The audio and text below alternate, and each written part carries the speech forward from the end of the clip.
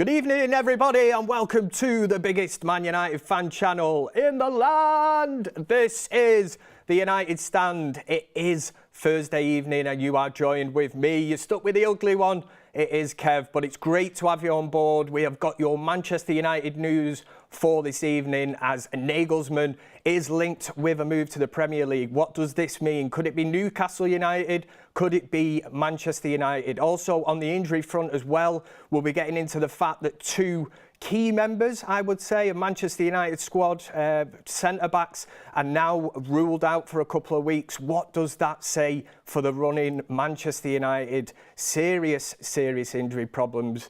We'll be getting into it all, and also there'll be an interactive section towards the end where I want to get you lot interacting and ask you who has been Man United's best ever Premier League signing. So keep the powder dry on that one. Keep thinking about it. I'm sure I'll see a few of you in the comment section, but we'll get a poll going on it. And just quickly, before we do get started talking about Nagelsmann and everything else, I just wanted to say that the show this evening is sponsored by Manscaped. Now, I do get stopped a lot on the street. People will come up to me and they'll say, Kev, you know, how do you do it? How do you look so good? And I've never revealed the secret, but I can reveal this evening that one word is Manscaped. And they do loads and loads of great products. You get yourself on there. The QR code should be on the screen. It's either this way or that way. You'll probably see it.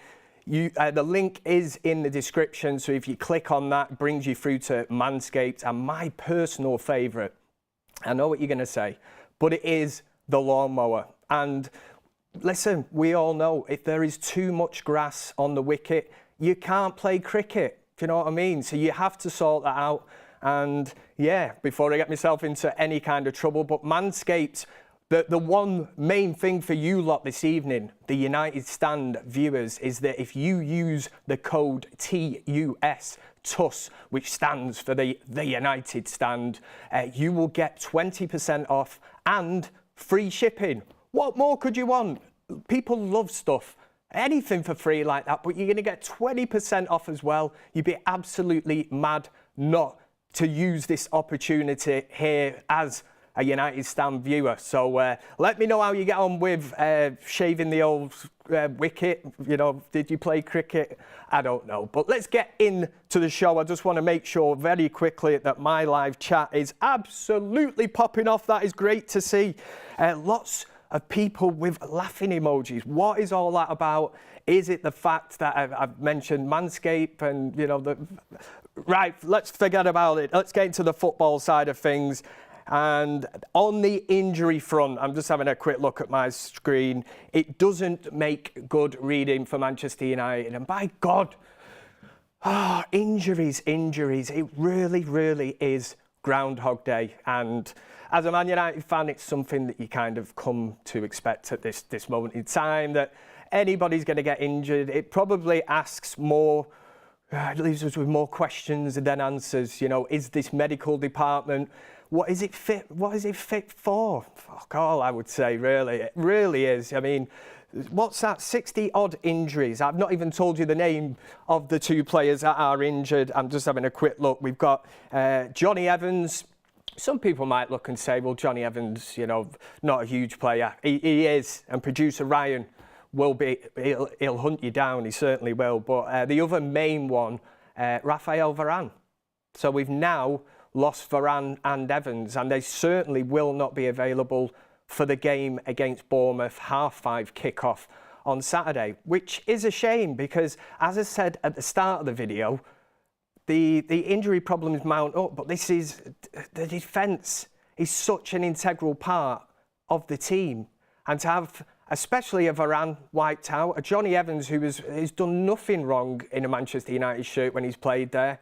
I think he's been better than Maguire, he's been better than Lindelof, so calm on the ball. He's experienced. That's what you get with Johnny Evans. But obviously with Luke Shaw being out as well, Martinez, it really becomes a huge headache. And especially against a team like Bournemouth, we'll see that Man United, you know, the kind of backbone and the spine to the team isn't there. And they will feel like they can get at us. I did see a super chat that I just want to read very quickly.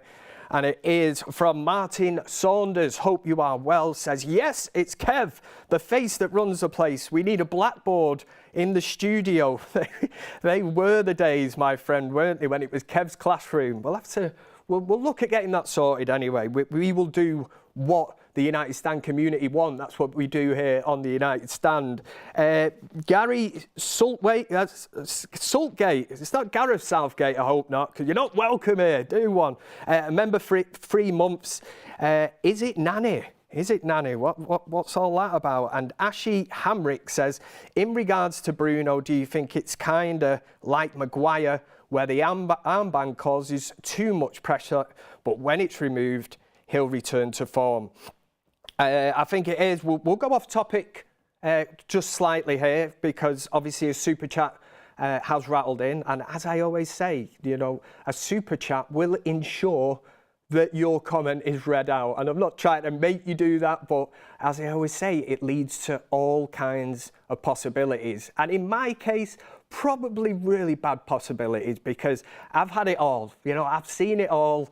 I've seen the lot, you know, Lee Mack on the United Stand, you know, all this, it's teabag from Prison Break, do me a favour, Gary Neville's love child. But like I say, if you want to fire in a super chat, by all means, I will sit here quite happily for the rest of the night and, you know, be your agony aunt or whatever, you know. But let's try and keep it strictly to football, but I don't mind any other questions. But Ashi Hamrick says, in regards to Bruno, do you think it's like Maguire, where the armband causes too much pressure?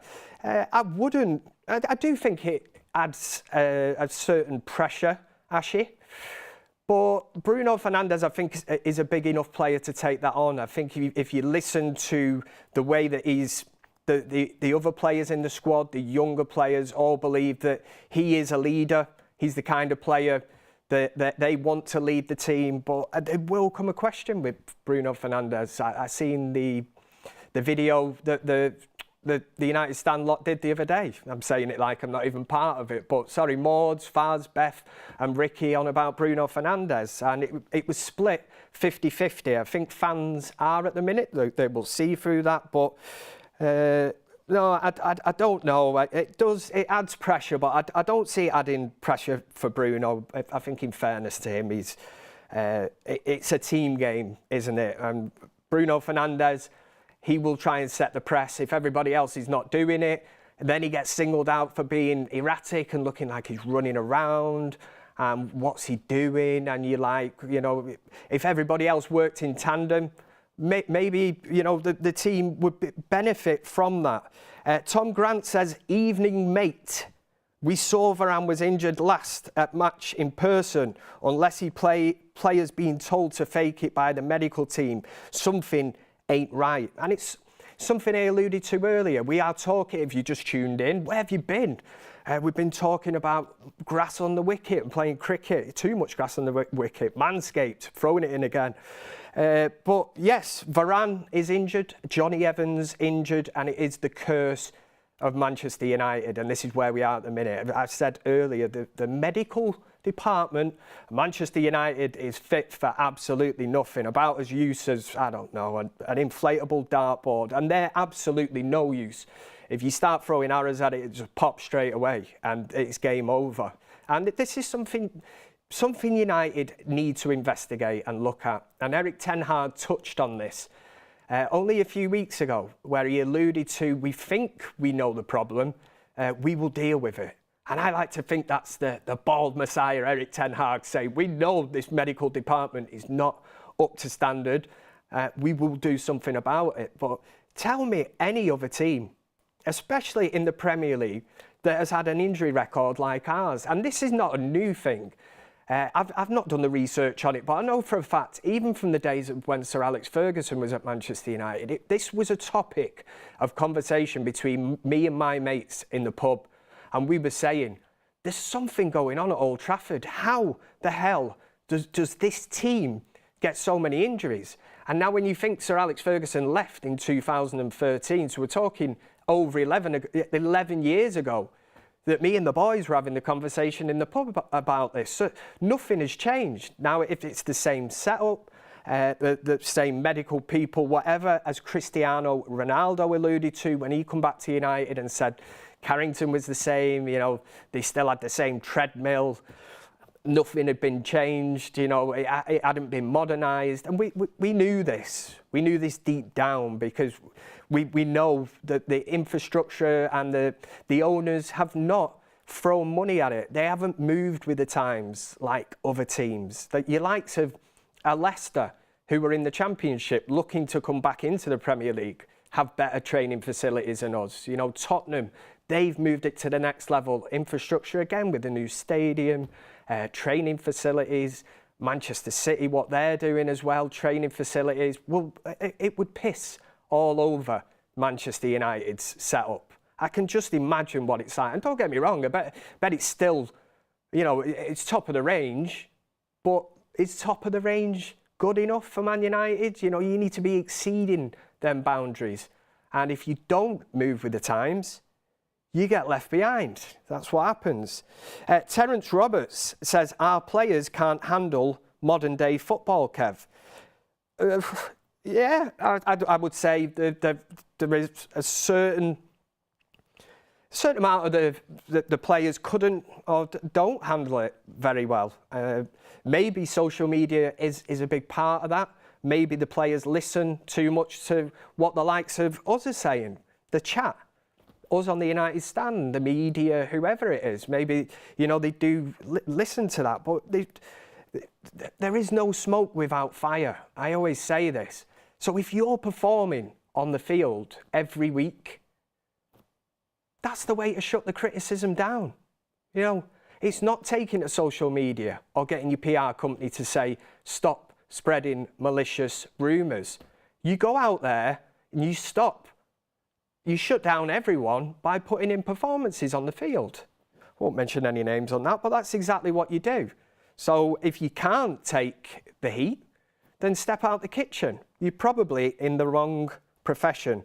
But on the injury front, like I say, it just goes from bad to worse. And that's Varane and Evans out. Evans is a short-term muscle injury. So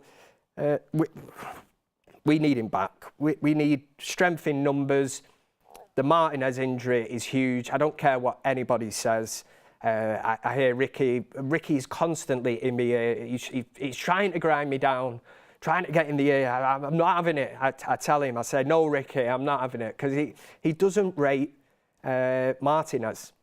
And you will know that from watching fan forums, that Ricky does not rate him. And I always tell him, he laughs, I say, you're a heightist. You know, you can't bring his height into it, which Ricky does think the big part of being a centre-back, no pun intended, is you have to be tall.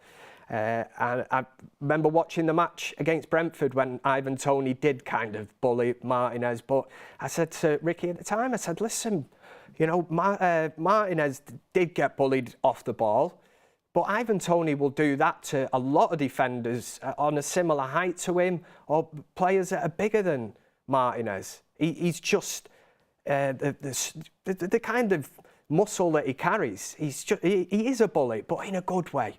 He's the kind of bully you'd want playing for your team up front. And there's another name in the mix. I've seen people like Mark mention it this week. He didn't fancy an Ivan Toney at Manchester United. I think Beth did. And this is where fan opinion is really interesting. It splits us all down the middle. Because for 40 million, or as it was being reported, I would have took an Ivan Toney any day of the week. But he's not going to play second fiddle, is he, to Højlund? I can't see that unless he's really going to push him. And then you get into the territory of, you know, would Ten Hag mix his team up? And who plays 4-4-2 these days? You know, nobody does. It's mainly predominantly, you know, you play with 3 forwards, 1 up top, 2 out wide, 1 in behind. But it would be refreshing. You think when Manchester United won the treble back in '99, that was solely based on 4-4-2. And I know times change and everything, but Cole and York up front was absolutely sensational.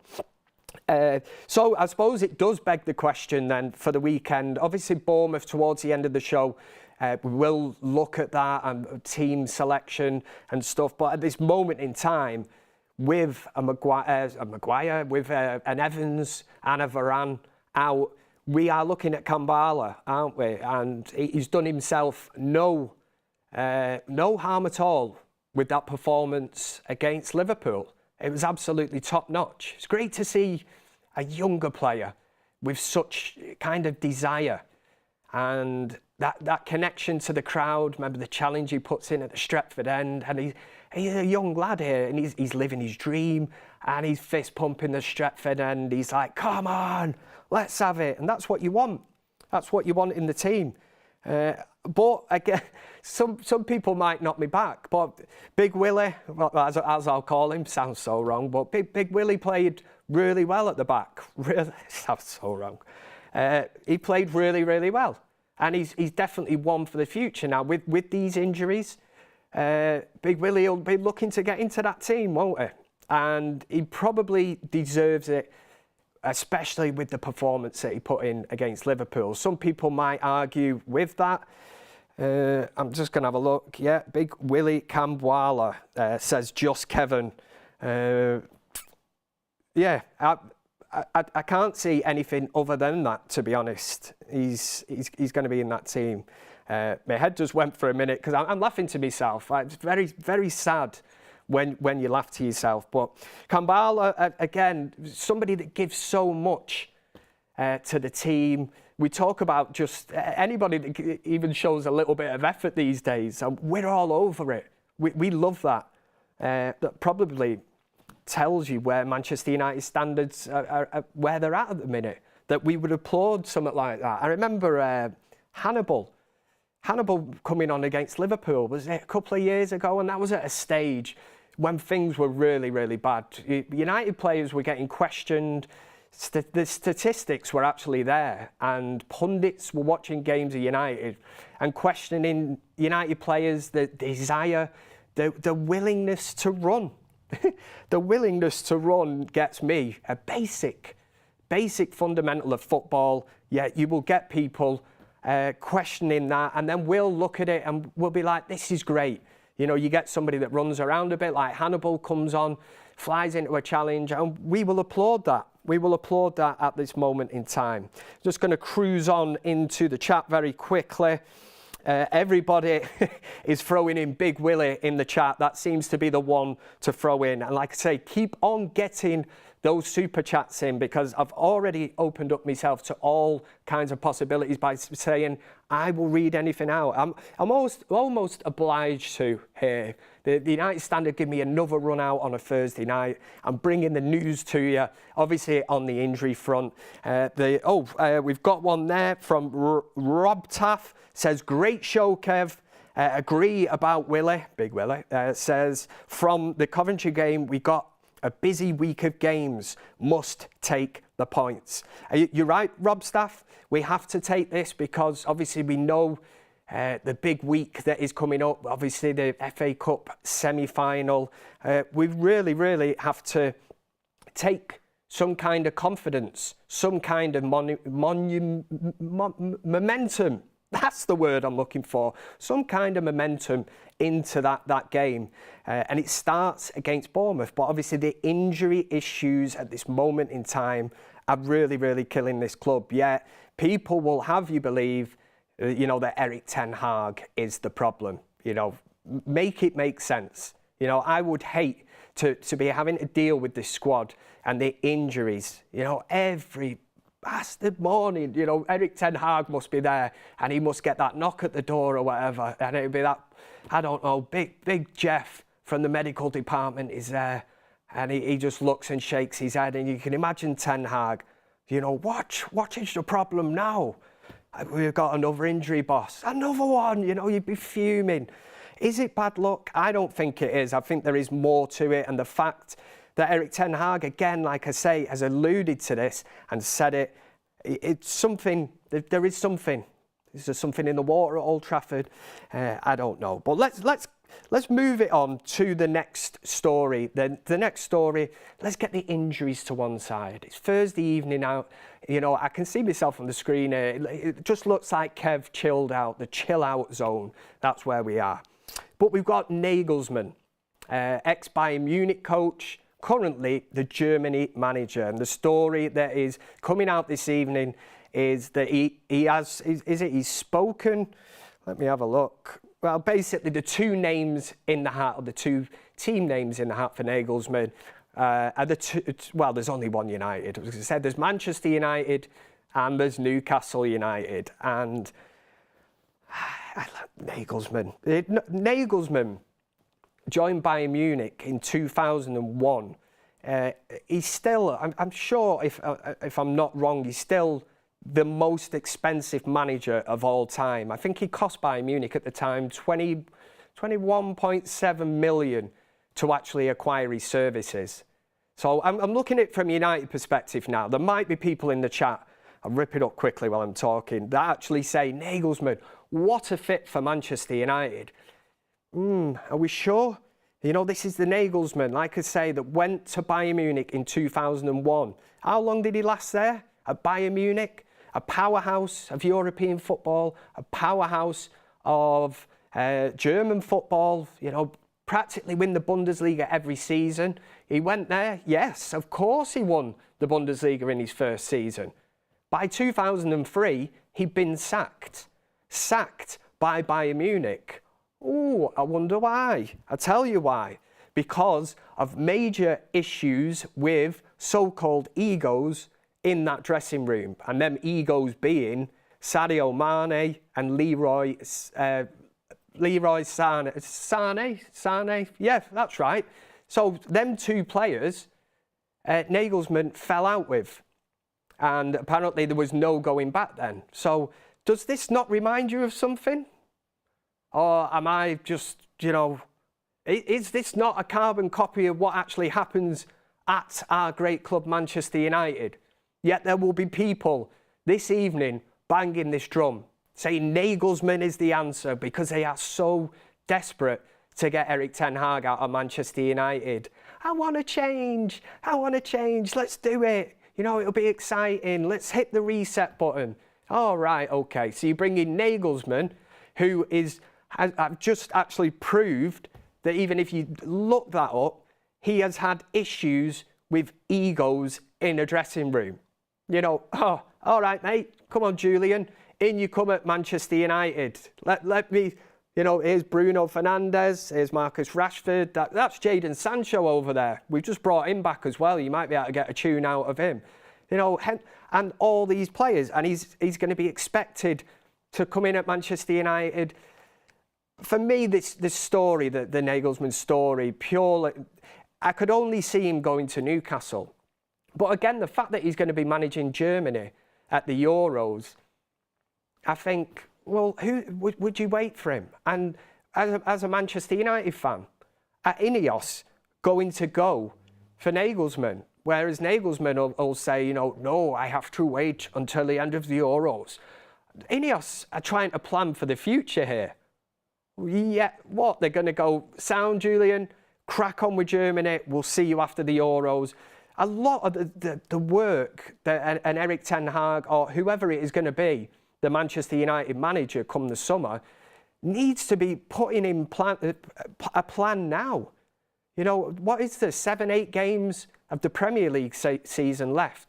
You have to start now, you know, laying foundations, making calls. You need to know what players you want to bring into your team. You should have a clear idea and you should have this mapped out. This is where United have fell short, you know, year after year after year. And yet we'll find ourselves on the last day of the transfer window where we're always told, and it is true, clubs don't mess about on the last day of the season unless it's an exceptional kind of transfer. They don't do that. They get the business done early. And this all started back in the day. of David Moyes when he tried convincing us that Marouane Fellaini you know, was the player that he always wanted. And you're like, well, why did you leave it till the last minute of the transfer window? I'll tell you why, because it was a panic buy. And so many Manchester United managers have been guilty over the years, guilty of doing this exact same thing. But it goes back to the club as well, because the club aren't backing them. The club are not giving them their top targets.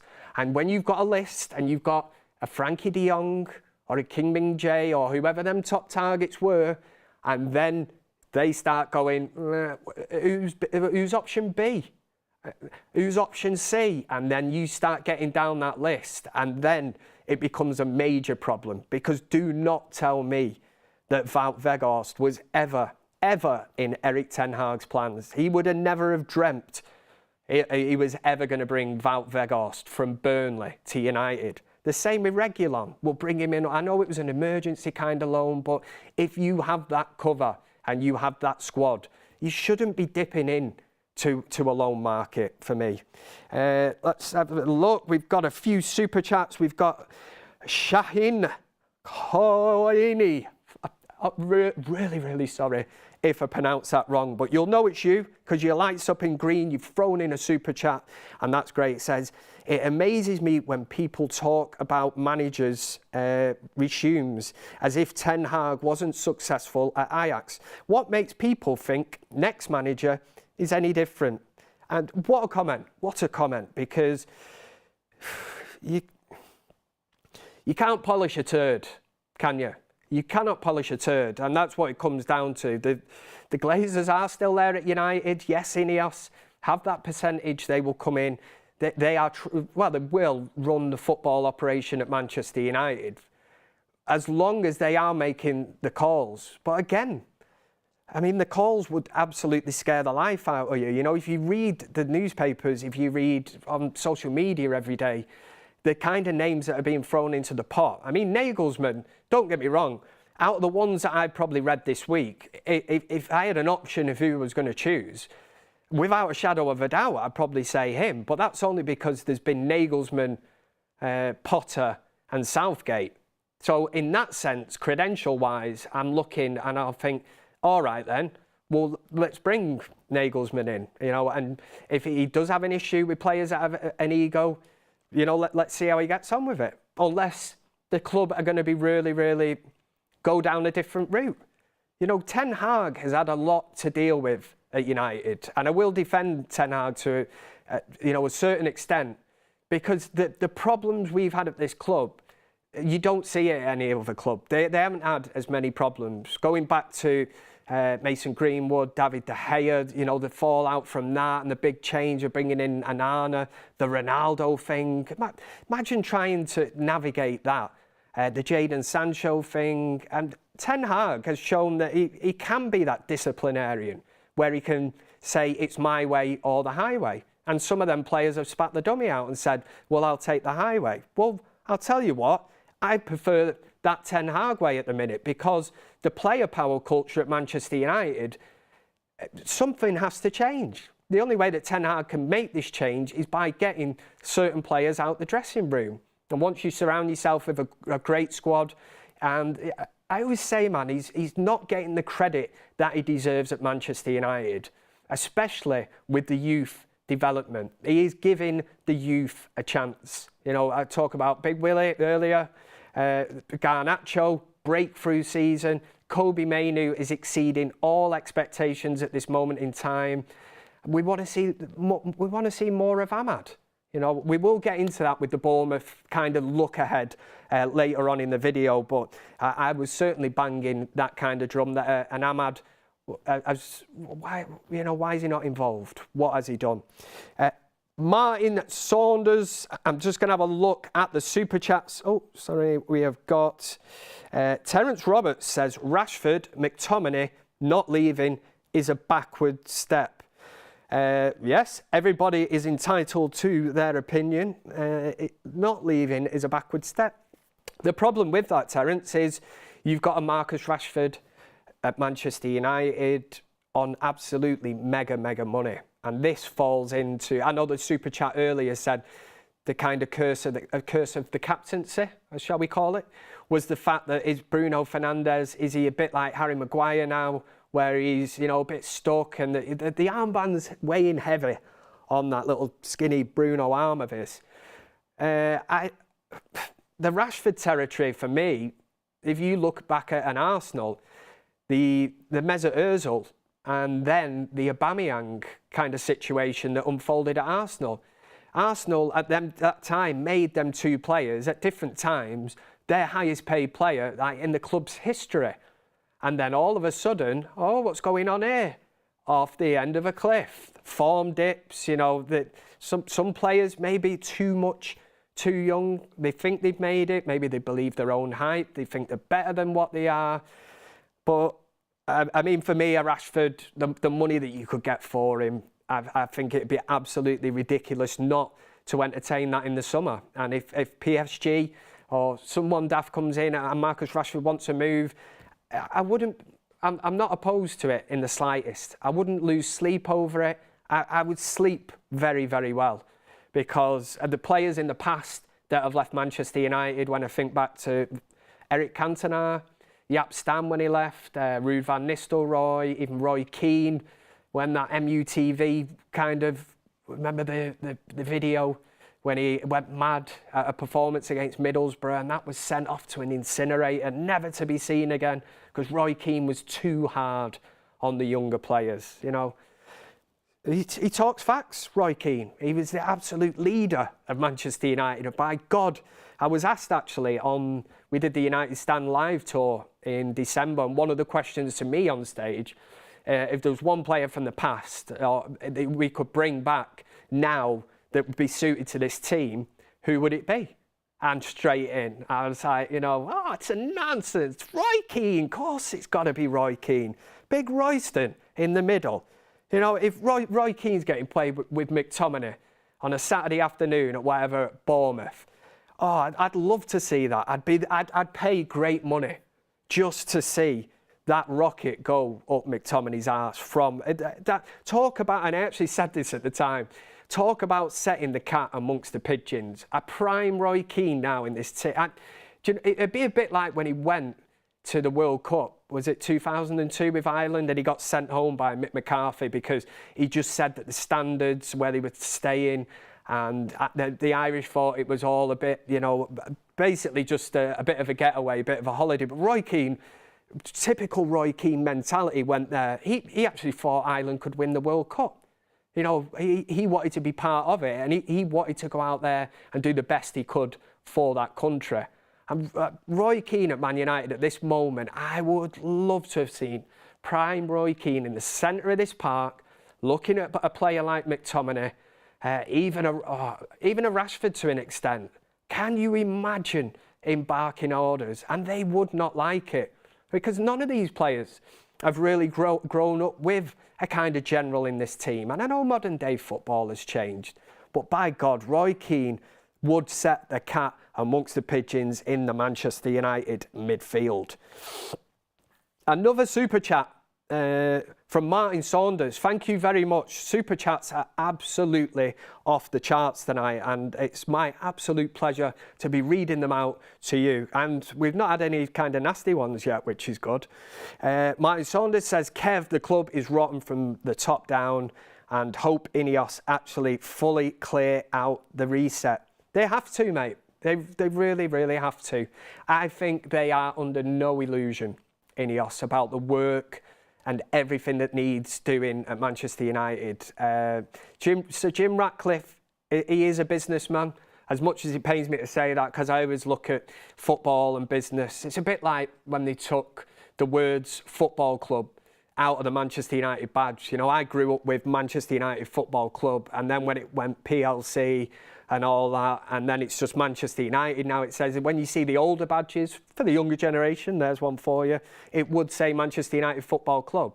Now it's a brand, isn't it? It's Manchester United, and that's all it is. But INEOS will know, they're not daft. They are not daft. But they will be absolutely daft as a bastard brush if they appoint Gareth Southgate as Manchester United manager. I'll go as far as to say that. I will be absolutely fuming There'll be riots on the streets of Manchester, especially where I come, and I'll be the one at the front with the pitchfork, with that stick, with the ball of fire on the end, and I'll be out there. I will be absolutely fuming. I do not see how that would be progress for Manchester United. I don't see how it's an upgrade on our current manager. And that's the thing that worries me, is that we've heard a few whispers here on the United stand that obviously Fabrizio Romano was on with Beth the other day, and he mentioned that INEOS do like Gareth Southgate, and it's enough to make you literally have nightmares. And Gareth Southgate, he does look a bit like the goblin banker, doesn't he, in Harry Potter, and that thing would give you nightmares. So Gareth Southgate certainly would. I said it the other week. I tweeted it out. I said I would rather dip my ball sack in acid and brush my teeth with dog shit than see Gareth Southgate take over and succeed Erik Ten Hag as Manchester United manager. So you probably get the gist of my feelings on that. Maybe when I put that tweet out, a few people said, tell us what you really think, Kev, you know, you sitting on the fence a bit. I can't make it any more clearer than that. That is exactly where I sit. Nagelsmann, as I just said before, Nagelsmann is the man that is in the news at this moment in time. Nah. Well, like I say, I'd rather have him than Gareth Southgate. I could not stand, oh God, imagine a Friday afternoon and you've got to listen to Gareth Southgate giving us an update. You know, I hope we can win this Saturday against Bournemouth. The lads will go out there, we'll give it a good try. All right, tell us something else, dickhead. Honestly. Mark Holder says, be great to see Keane with Mainu. There's the dream team. It's quite an interesting quote that Mark Holder speaks about there, and thank you very much for your super chat, Sunshine. I did see Kobbie Mainoo had some comments the other day, and he was touching on, I think the question that was put to him is, what player would you have liked to have played with in the centre of the park? I'll open it up to the comment section. It was not a Roy Keane, but it was an ex-United legend who Kobbie Mainoo said he would love to have played with. The one thing that is funny about it is there would have been, there wasn't much discipline from this midfielder, but he was one of the greatest ginger footballers ever to play. I've given it away. It was Paul Scholes. Yeah, Kobbie Mainoo did say that he would have loved to have played with Paul Scholes. I'm going to go a bit, actually, while I'm on this now, I'm not going off subject, I'll keep on subject. Paul Scholes actually did what was it, an Instagram post the other day? I think it was a picture of Garnacho, and I forget the other United player. They had the hoods up in training, and Paul Scholes actually put this comment across the picture. I think it was an Instagram story or something. And Paul Scholes said, hoods up while training something like would have never happened in my lifetime, or you set the standards on the training field. And I have to say, Paul Scholes was absolutely spot on with that. And I know where Scholes is coming from. I know you get some of these players wear the earrings and all this and come out, and you do have to have a certain discipline on the training field. But it was the fact that Paul Scholes come out with this comment. I kind of looked at it, and the one thing that I always remember from Paul Scholes, being a Manchester United player and coming up through the youth, even seeing him in the youth team and then break into the United team, was a thing that Eric Harrison talked about. And Eric Harrison was responsible for bringing the likes of the class of '92, Scholes, Beckham, Giggs, but the Nevilles. He brought them through, but he said the one thing, I think Brian Kidd's alluded to this as well, that Paul Scholes had was they called it the window wiper. And that's why I actually thought Paul Scholes was kind of digging this out, because when you're on a football field, Paul Scholes used to be brilliant at it. He used to do it, double check twice. This was before he was getting the ball. This is how good he was. So he called for the ball, and within this split second, left, right, he knew then what players were around him and whether once the ball come into him, he had to give it back, or he had time to turn. And that's exactly what it was. And Eric Harrison at the time said they tried installing this then at Man United in the younger teams, and they were saying this is what you have to do. This is the way in a midfield you have to be. And it did make me laugh because obviously I'm going into this Scholes comment, but then when you look at a player who has come in for criticism at Manchester United, and don't get me wrong, he's not even fit to lace Scholes' boots, but a Bruno Fernandes, who he's coming in for criticism. I think the fans, they're a bit like this, I wouldn't be bothered if we sold him, if you do one of them keep, sell kind of things. But Bruno Fernandes is your classic example of getting caught on the ball in so many situations where you think if he did the Scholesy, window wide pull up, he'd be aware, and that is being aware. And it can be taught, but with Paul Scholes, it was obviously just really, really natural. And it's a thing that Man United, they have tried installing in the youth teams. And maybe a Kobbie Mainoo, he's got that. And the fact that Kobbie Mainoo alluded to the fact that he considers Paul Scholes to be the player that he would love to play with in the middle of the park, you see shades of that. And he's probably, he has come through that youth team. He will have been advised as a central midfielder that you need to do this. It will give you time on the ball. And this is probably why a Mainoo at this moment in time always looks like he's got so much time on the ball. He knows when to give it easy. Whereas a Bruno Fernandes, who should really be coming to the peak of his powers at Manchester United, he should be really advising Kobbie Mainoo, on how to play this midfield kind of role. But Bruno Fernandes isn't even capable of doing that himself. Yet an 18-year-old at Man United, or 18-year-old when he broke through at Man United, is showing other players. He's showing them up. He's been an absolute breath of fresh air at Manchester United, Kobbie Mainoo. The one beacon of light, the shining light, has been Kobbie Mainoo this season without a shadow of a doubt. There's a few shouts for Big Willie in the chat. I didn't even mention him, mate, unless you've just come back into the chat from earlier on. Maybe you're catching up with it, but make sure you do. And make sure you subscribe to the United Stand if you're new to it. Where the bloody hell have you been? And make sure to finger that like button, as I say, because I do have people in my ear. I get these voices now and again, and they will tell me, Kev, if you don't get 1,000 likes, it's the end of your career. I'm not ready to go. I'm not leaving, as your man said.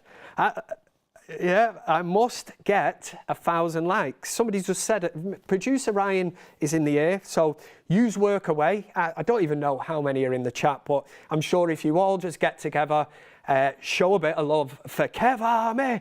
Kev, I forgot to say that at the start as well. It's not actually a thing. It's just something I'm trying to create here on the United Stand. But Munro says, why does Kev look like De Zerbi? Cheeky bastard. Wow, Munro, De Zerbi. The funny thing is I've got a screen behind me where I could see him. For a split second, I looked and I thought, it's a new one. It's a new one for the book. We have got, who have we got in there? Teabag from Prison Break. Lee Mack's the big one. I'm pretty disappointed in that. But I've let my guard down now because people are just going to... A few people have shouted that. I had it once at the Trafford Centre. I wasn't having it. He said it's Lee Mack from the United Stand. So it was somebody that actually knew me from the United Stand, but actually tried getting under my skin. Bloody trolls, I tell you. I'll have you next time if I see you. Where are we going with this? Let me check what time we're on. I think, let's have a look. We've covered the injuries at Man United. Obviously, we know. Let's get into the interactive section of the show. And this is something that Kev has brought into the studio. Pitch the idea. I've said, will you let me, can I pitch this idea to you? I was like Terry Tibbs from Finger. I was like, talk to me, sell it to me. Oh, that's what they were like, sell it to me. So I sold him this idea, and the idea, if I can find it, absolutely useless on these things. I know where it was. As I said at the end of the show, at the start of the show, God, I'm losing the plot now, was Man United's best ever Premier League signing. I did think it would take a while, but what I will do, I've whittled it down, right? And I want to get the chat going here. What we're going to do is, I'm going to give out 10 names of United's best ever Premier League signing. So really, you're looking at somebody who's played through that Premier League era, and by God, you're going to be spoilt for choice. But what I've done is I've whittled it down to 10 players. So you get involved in the chat. Let's see what is the chat popping off here. How do we close this down, man? Here we go. Now we're talking. Yeah. Okay. So first of all, I've obviously got Wayne Rooney. It says everything, doesn't it? Scored a hat-trick on his debut when he broke through at 18. He was just ready to play for Manchester United. The overhead kick against City. The small fact that he's the all-time leading goal scorer at Manchester United.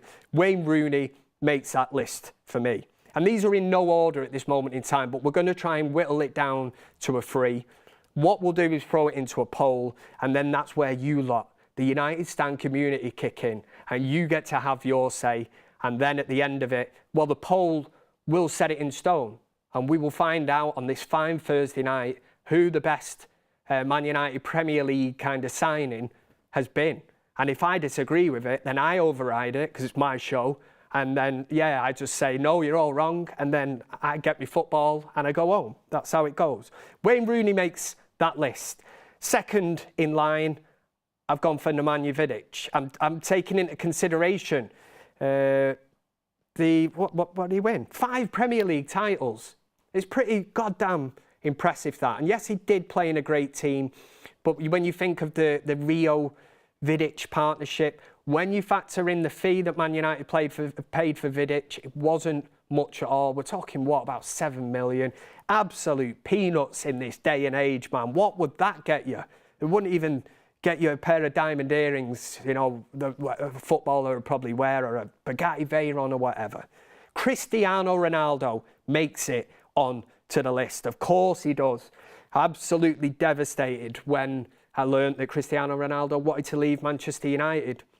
18-year-old, he was so good. You know, Man United players played a friendly against Sporting Lisbon. You've got John O'Shea, Wes Brown, whoever it was, coming off at half-time and telling Sir Alex Ferguson they had to sign Cristiano Ronaldo. And thank God they did, because he was absolutely sensational. When you think 12.4 million for an 18-year-old at that stage, he just blossomed at Man United, absolutely unreal, and then went on to become Real Madrid. You know, that was the sickener. We knew he was going to go on and be even better, and he did. It was the reason I watched so many Real Madrid games, because I just looked for Ronaldo to see how he was doing. He was like one of them, you know, I don't know, kind of, I was going to say ex-girlfriends. I wouldn't be asked about what they're up to. Maybe, I don't know, some kind of pet that you give away or something, and then you think, how are they doing? Oh, it's good to know they're doing well, really well. That's nice. Roy Keane, we mentioned him earlier on. I mentioned him about being the one player that I would love to see in his prime at this moment, thrown into this United team, set the cat amongst the pigeons. A fascinating fact for you that I've done in here, done the research here this evening, not messing about here Thursday nights with Kev. Named by Pele in the 2004 FIFA 100 list of the world's greatest living footballers. You can't get a bigger accolade than that. And when you break down the fact that United paid 3.75 million in 1993 to Nottingham Forest for his services, money well spent. Royston Keane, take a bow, sunshine, and still probably the best pundit out there. Says it how it is, takes no crap. You know, if you don't like it, nonsense. Erik Cantona, I've not got a collar on. If I did, I would put it up. 1.2 million from Leeds. What a player, what a player. That good. He was able to kung fu kick a person in the crowd and not really even get told off for it. I'll tell you a story, actually. I feel like I'm being Kevbridge tonight and just totally going off on tandems and all that, but I heard a story from Lee Sharp the other day, and it's only the fact that I've just mentioned the kung fu kick. After that game, obviously United needed to win. They were in with a shout at the title, didn't.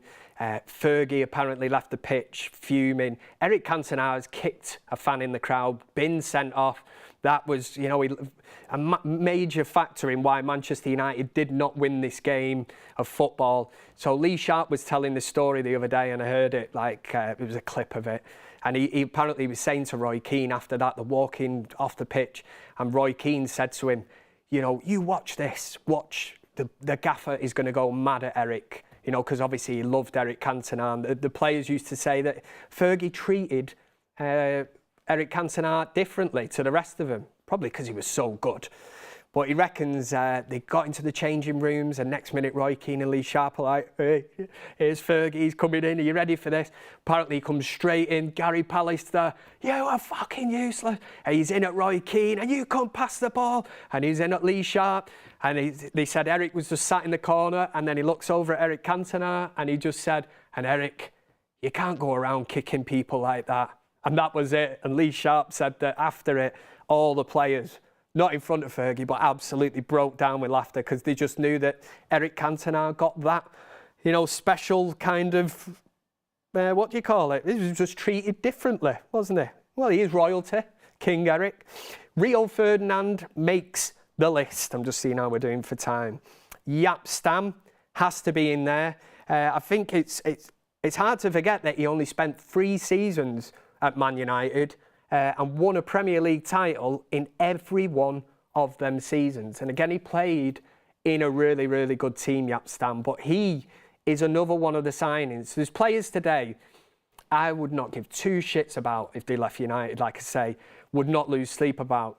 Jaap Stam was one that I actually did because I couldn't get my head around it. And this was at a time, I remember, I'm glad social media wasn't around then, because the pelters that Sir Alex Ferguson would have got for selling a player like Jaap Stam, and previously he'd sold a player like Andrej Kanchelskis and a Paul Ince to Inter Milan. And I remember at the time being a kid and thinking, Fergie's lost the plot, man, what's he doing?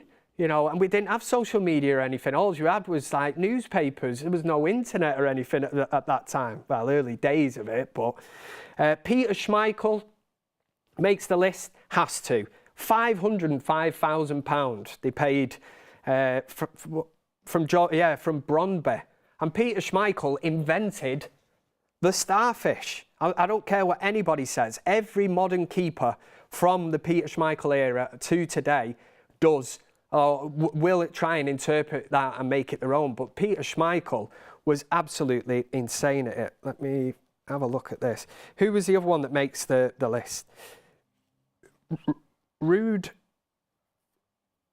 van Nistelrooy makes that list simply because he was absolutely unbelievable. 95 goals in 150 games. And Ole Gunnar Solskjaer I've thrown in as well for basically the goals that he scored at Manchester United.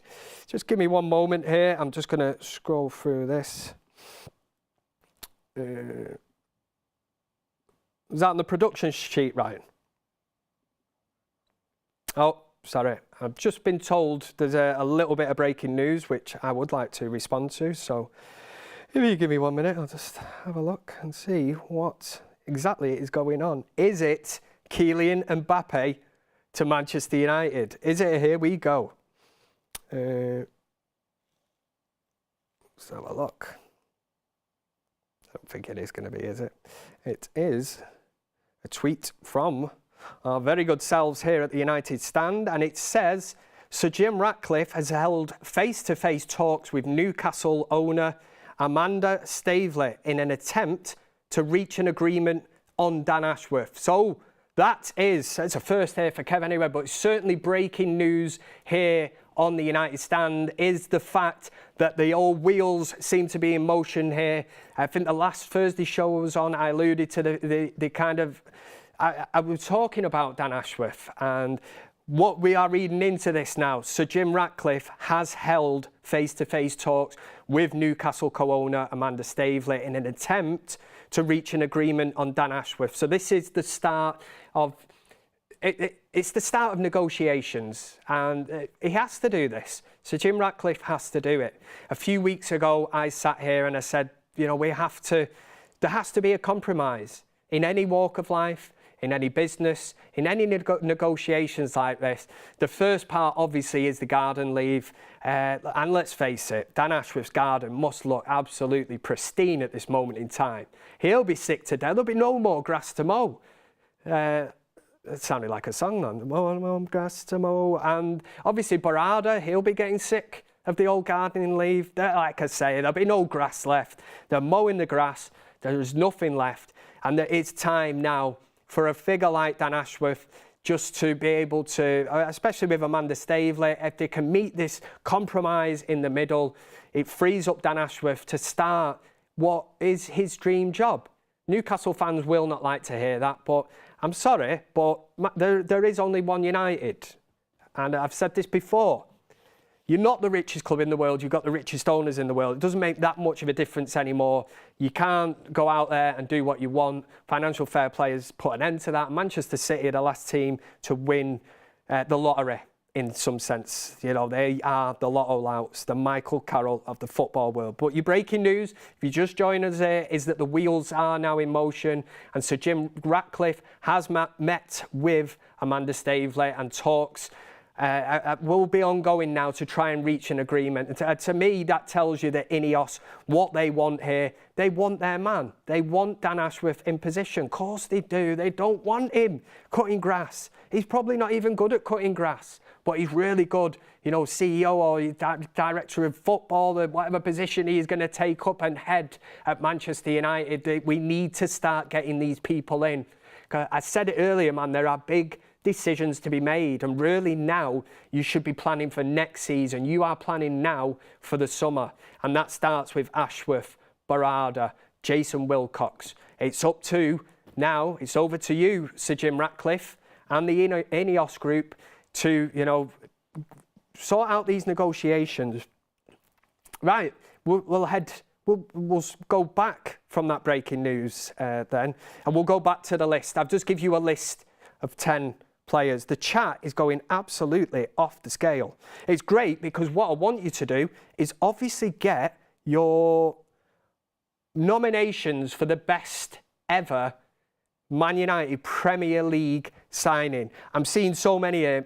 The mind is absolutely, it's boggling. It really is. And that does not take much for Kev.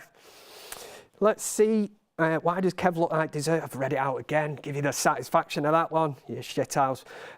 Munro, that's the same one again. Great show, Kev, says Serpico, member of the United Stand Members Club for 3 months. Thank you very much, mate. Goldio says, do you agree Rashi has to leave, Kev? If he wants to, mate. If he wants to. Sorry, I'm just trying to get through these very quickly.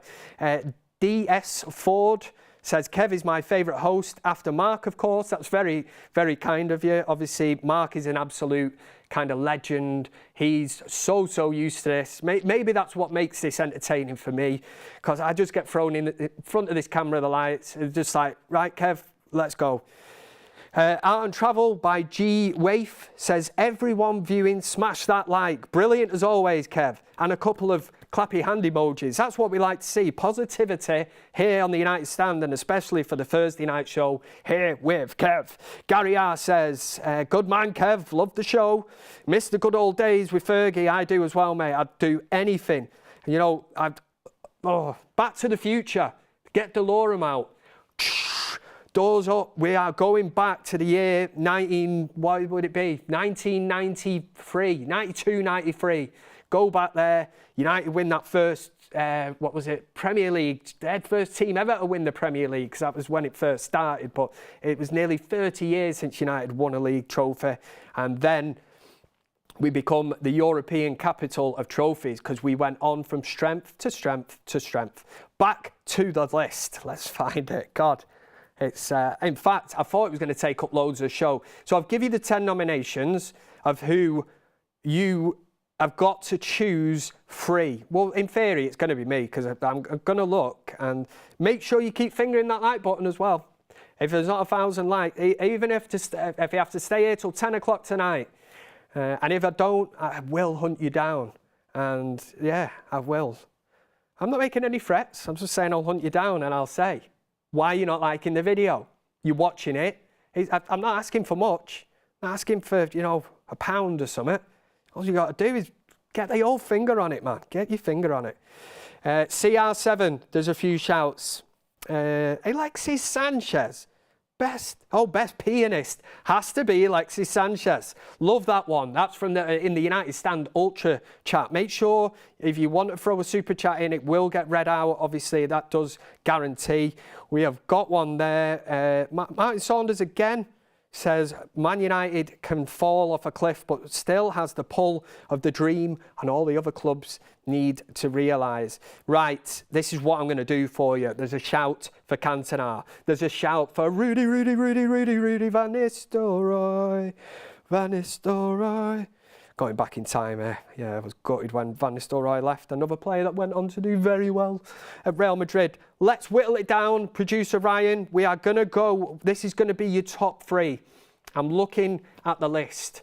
This is your Manchester United, or what was it, best ever Premier League player, purely based on Man United. So you better get fingering that like button. The United standards, they're not liking the video.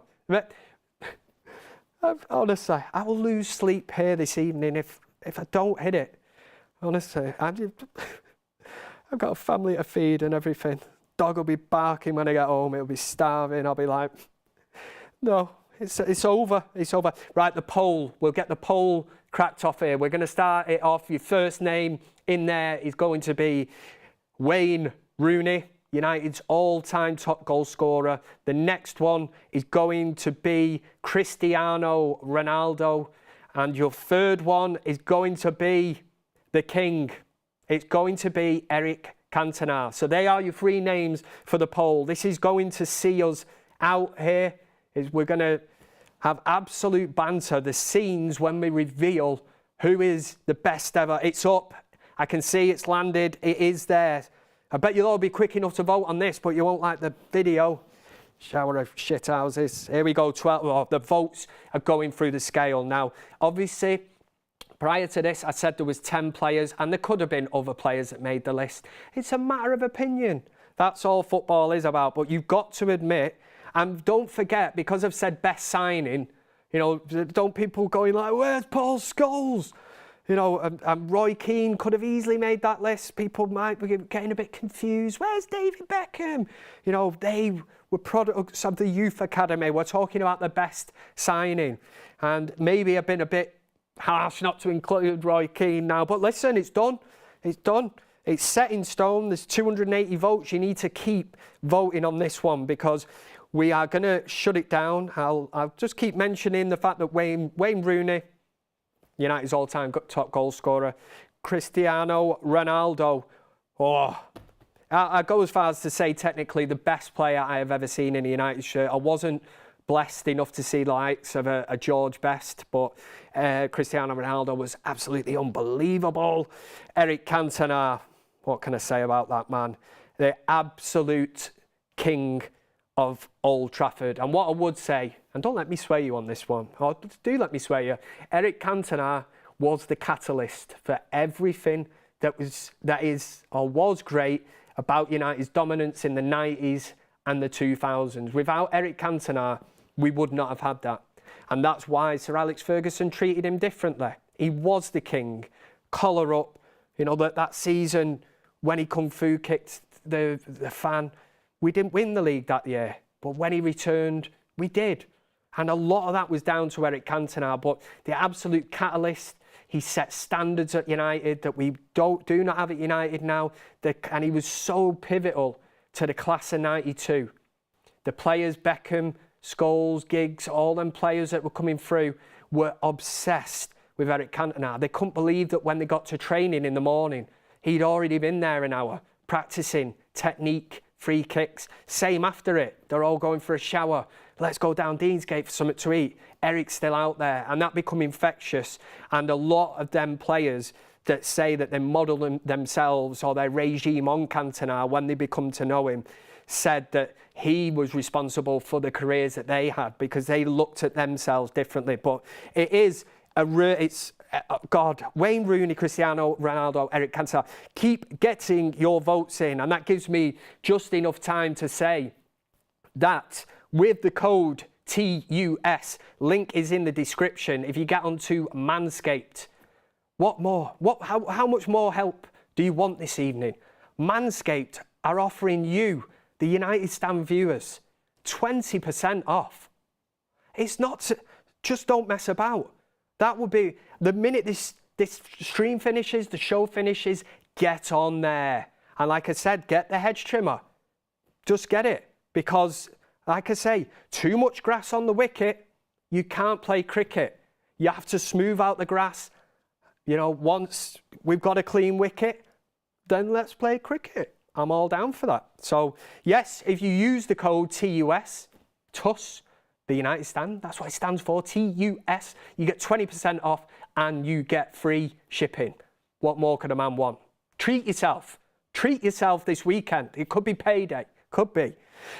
Young players still come to United because of CR7, says Parza. I get that, mate. He was a big influence and a big part of why some players probably, have come to Manchester United. But they won't now, will they? Because they heard he was slagging us off and saying, you know, that Fat Ken still works, pouring the tea, and, you know, the Carrington hasn't changed and it needs updating and that. So maybe younger players now will go, nah, I'm not having that. Keep the votes coming in. Why is there only 597? Honestly, and there better be 1,000 likes. Michael Neal says, your button has been fingered over 791 times. God, that sounds so wrong. Not bad for a Thursday night. Maybe it is. And maybe I will have to wait. I'm not waiting all night. I did say earlier I want to, but I was just making kind of threats that I can't carry that out. But listen, maybe it will make that later on. Once I get home. You know, it's going to take me about half an hour to drive home, M60. Maybe by the time I get back, it'll click up. I'll get a message from the United Stand crew and they'll be like, Kev, you live to fight another day. Keep voting. I'm giving it 10 seconds. 10 seconds. 10. Come on. Are we siding with Eric Cantona, Cristiano Ronaldo or Wayne Rooney as the best ever signing in the Premier League era? Loads of people in the chat. Why are you not liking the video? I'm taking it personal now. Was it because I was nasty to the person who called me De Zerbi? Maybe it was. Kev, you forgot Igalo. Yeah, Robbie Dolan. Love that. Sense of humour. Yeah, Igalo. Right. Let's close the poll and let's find out who the United Stand community believe is the best Manchester United signing in the Premier League era. And 43% of you, must be the modern day football fan, have gone with Cristiano Ronaldo, followed by Eric Cantona, 29%, and Wayne Rooney on 26%. I've got to say, I am really, I'm surprised by that. Not really. I'm more surprised. I think maybe some of the younger viewers would have definitely sided with a Ronaldo. Eric Cantona, I was expecting to be third with that in mind. He isn't, he's second. Maybe that was my little talk, you know, maybe I did get inside your head. A few shouts for Big Willie. Maybe in 10 years' time, 15 years' time, I'll still be here, big grey beard, and we'll be talking about the best player over the last 10 years, and maybe Big Willie will make that list. But I will just say before I go, remember, Manscaped, get on there, link in description. TUS is the code you need to use. You get 20% off and free shipping. I've just been told in my ear that we're very close to that magical 1,000 like. 16 I need. What do you want me to do? There's people literally, people saying United, Ronaldo fans, player power, whatever people do follow. Come on, tell me I've hit 1,000. This is, honestly, this is killing me. 15, no, sod the lot of you. But thank you very much to everybody who has joined me this evening. If you're listening to me now, make sure you like the video. Stay tuned. Who's on in the morning, Ryan? Beth is on in the morning. You're obviously going to have Erik Ten Hag's press conference. Full day, another full day of content here. We have hit 1,000 likes. Get in there. That's what the AP says. Kev lives to fight another day. Thank you very much to everyone that's been watching. Thank you very much for your interaction. You've been watching the biggest Man United fan channel in the land. This was the United Stand. Bye-bye.